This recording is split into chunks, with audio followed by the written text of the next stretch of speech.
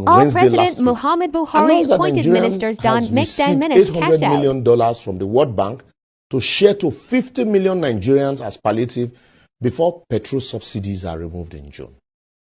She said this year alone, they have budgeted 3.36 trillion naira for petrol subsidy until mid-2023. This is as Sunday Dare, Minister for Sports, said 21 billion naira will be needed to renovate the National Stadium in Lagos. And then, wait for the big one.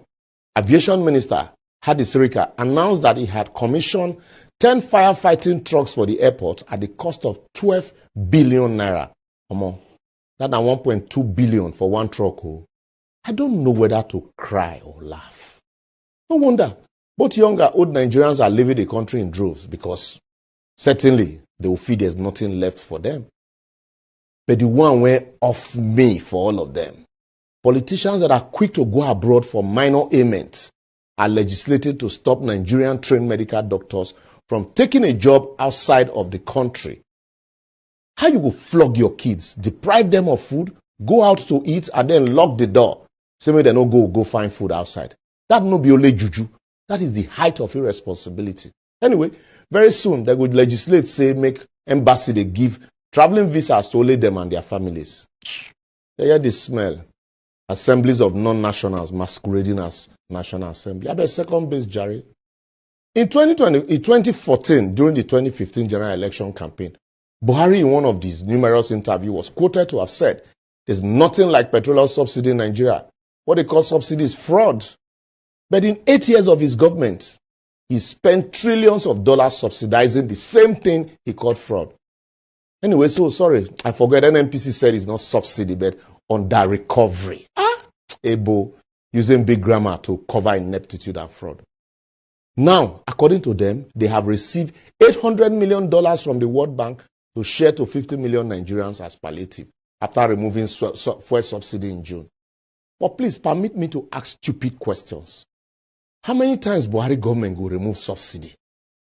Remember, in 2016, they removed subsidy as announced by Ibe Kachuku, then Minister for Petroleum, and said they have budgeted, money for cushioning. What happened to that one?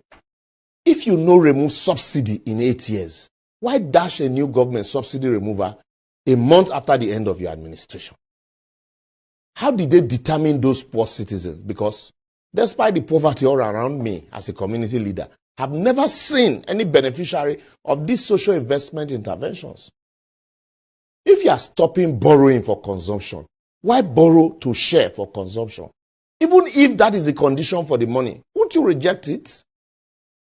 All the money they showed us, the Vice President, Professor Yomi Oshibanjo, was sharing in various markets during election. How has he eradicated poverty? Another one is in a country that is the poverty capital of the world with more than 133 million Nigerians living below poverty line. How did they conduct the registration to arrive at 50 million people as beneficiaries? How much will each person get that will actually cushion the impact of subsidy removal? The question plenty, just add your own. Instead of make these people tell us say they want to package severance for themselves as they are leaving office, they are deceiving or suspecting citizens with their boju arrangement called palliative cushioning.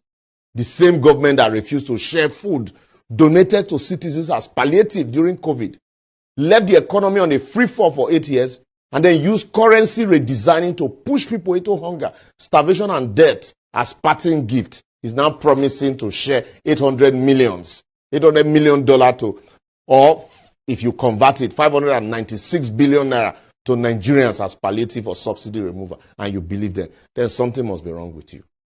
I will therefore advocate the transition committee should immediately stop that disbursement and join hands in reviewing the terms and conditions of the grant or loan. After all, they never tell us whether it's a loan or grant.